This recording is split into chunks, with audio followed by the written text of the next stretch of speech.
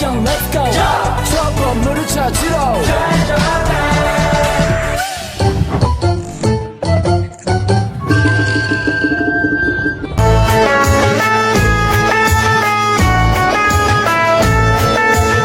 Ramadan tiba, Ramadan tiba, Ramadan tiba.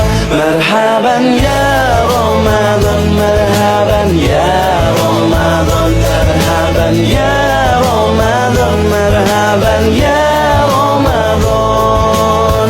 Ramadan tiba, Ramadan tiba, Ramadan tiba. Marhaban ya Ramadan, marhaban ya Ramadan, marhaban ya Ramadan. Assalamualaikum warahmatullahi wabarakatuh. Perkenalkan, nama saya Muhammad Arif Fadilah. Saya dari kelompok 1 kelas 10-1. Di sini saya ingin membacakan hasil ceramah dari pesantren Ramadan pada tanggal 13 Maret 2024. Yang pertama di sini saya ingin membahas mengenai salah satu dari rukun Islam, yaitu mengenai puasa. Yang dimana puasa ini sudah sering kita kerjakan di bulan Ramadan selama 30 hari. Nah, puasa itu sendiri merupakan menahan segala lapar ataupun haus dan juga menahan seluruh hawa nafsu yang ada di seluruh tubuh manusia dari waktu imsak hingga waktu berbuka, yaitu pada waktu maghrib.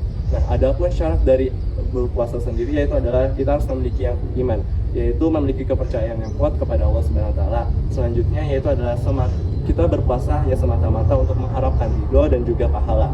Selanjutnya, apa sih balasan yang dapat kita peroleh dari kitanya berpuasa? Balasan yang kita dapat itu dapat menghapus dosa manusia yang menjalankan puasa dengan sebaik-baiknya.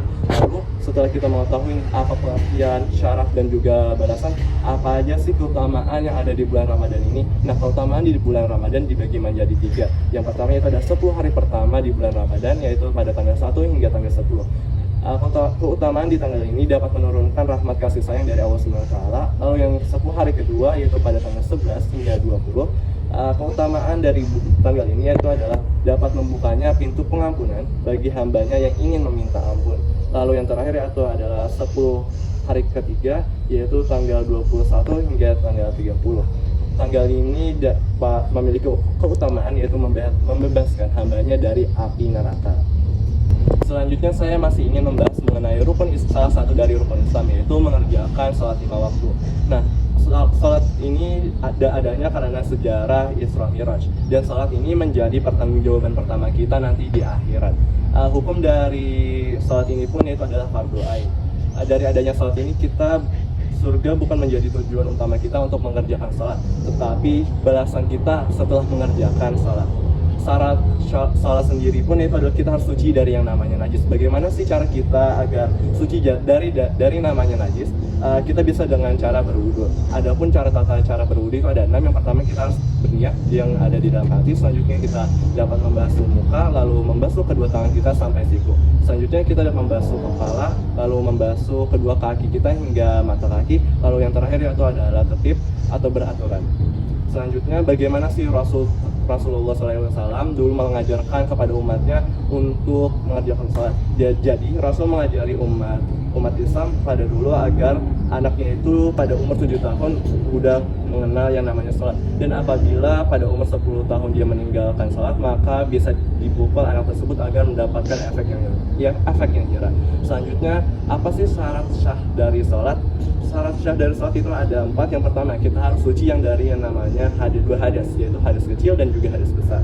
Selanjutnya itu adalah harus suci tempat dan pakaian dari najis. Untuk pakaian sendiri kita setidaknya bisa memilih pakaian yang paling baik yang kita punya. Selanjutnya itu adalah kita bisa menutup aurat, dan yang terakhir yaitu kita harus menghadap kiblat. Lalu untuk rukun salat tersendiri ada 17, yang dimana ini dibagi lagi menjadi 3, yaitu rukun qalbi, qauli, dan fi'li. Yang pertama itu adalah rukun qalbi, yang dimana rukun ini adalah yang dibaca di dalam hati, yaitu seperti niat. Selanjutnya itu ada rukun qauli, yang dimana rukun qauli ini merupakan bacaan yang kita baca melalui mulut. Contohnya seperti takbiratul ihram, surah al-fatihah, tahiyat akhir, salawat tahiyat akhir, dan juga salam. Selanjutnya yang terakhir yaitu adalah rukun fi'li, yaitu sesuatu yang kita gerakan pada saat sholat. Contohnya itu seperti berdiri, ruku dengan tumanina, i'tidal dengan tumanina, sujud dengan tumanina, duduk di antara dua sujud dengan tumanina, dan juga duduk tahiyat akhir dengan tumanina. Selanjutnya di sini saya ingin membacakan materi yang ketiga, yaitu mengenai haid, yang dimana kita ketahui bahwa haid ini sering terjadi pada perempuan di setiap bulannya. Nah, haid ini dapat mengganggu para perempuan untuk tidak sholat dan juga tidak berpuasa dan juga tidak bisa melakukan hal-hal seperti lainnya. Nah, adapun berdasarkan waktunya, haid ini dibagi menjadi tiga. Yang pertama itu adalah berdasarkan waktu yang cepat. Haid berdasarkan waktu yang cepat itu adalah sehari semalam. Selanjutnya itu adalah pada waktu yang umum. Pada waktu umum ini haid itu berdasarkan pada 6 hingga atau 7 hari. Selanjutnya itu paling maksimal. Yang paling maksimal itu haid adalah pada 15 hari. Nah, apabila seseorang perempuan sudah selesai haid, maka dia diwajibkan untuk mandi wajib terlebih dahulu untuk sebelum melakukan kegiatan seperti sholat dan berbagai macam lainnya. Selanjutnya di sini saya ingin membahas mengenai bagaimana sih cara orang itu mendapatkan ilmu dan bagaimana menyikapinya. Nah, seperti yang kita tahu, kita sebagai generasi muda, kita perlu yang namanya ilmu untuk mengasah kehidupan kita nanti di masa depan. Nah, lalu bagaimana sih kita memberikan hormat kepada orang yang memberikan kita ilmu untuk masa depannya? Dengan cara apa? Dengan cara kita bisa memiliki akhlak yang bagus, adab, dan juga sopan santun. Nah, manusia itu perlu yang namanya adab, sopan santun, tingkah laku yang baik di kehidupan sehari-harinya. Seperti yang kita tahu, ilmu yang pertama yang kita diajarkan itu adalah orang tua, karena orang tua merupakan keluarga kita yang mengajarkan kita berbagai macam hal pada pertama kali. Contohnya itu seperti berjalan, mengajak, dan berbagai macam lainnya. Lalu bagaimana sih kita sebagai seorang anak untuk menghormati orang tua? Adalah caranya dengan cara kita bisa apabila kita disuruh melakukan sesuatu, kita bisa untuk mendengarkannya, dan apabila kita disuruh sesuatu tidak bisa mengeluh dan berbagai macam lainnya. Selanjutnya itu adalah orang tua kedua kita, yaitu guru kita. Bagaimana sih cara kita menghormati guru kita? Jadi seorang murid untuk menghormati guru kita itu ada banyak sih sekali caranya. Contohnya seperti apabila kita bertemu guru kita di jalan, bisa kita sapa mereka dan beri mereka salam. Dan apabila mereka menyuruh kita untuk melakukan hal yang baik, kita bisa melakukan hal tersebut dan berbagai macam hal lainnya.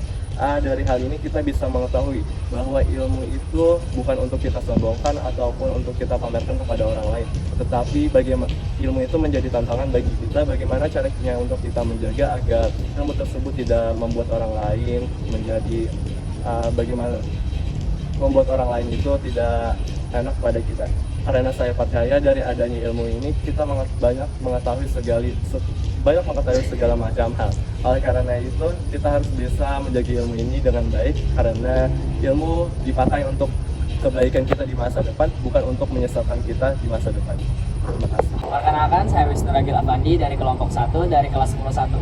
Selanjutnya di sini saya akan menjelaskan pada tanggal 15 Maret 2024 kami kembali melaksanakan kegiatan pesantren Ramadan di SMA Negeri 1 Rantau, dan tema ceramah pada hari itu adalah keimanan dan kepercayaan. Apa sih keimanan itu? Keimanan itu adalah suatu kepercayaan yang meresap dalam hati, dalam penuh keyakinan, tidak bercampur syak dan ragu, serta memberi pengaruh bagi pandangan hidup kita, tingkah laku, dan perbuatan kita sehari-hari.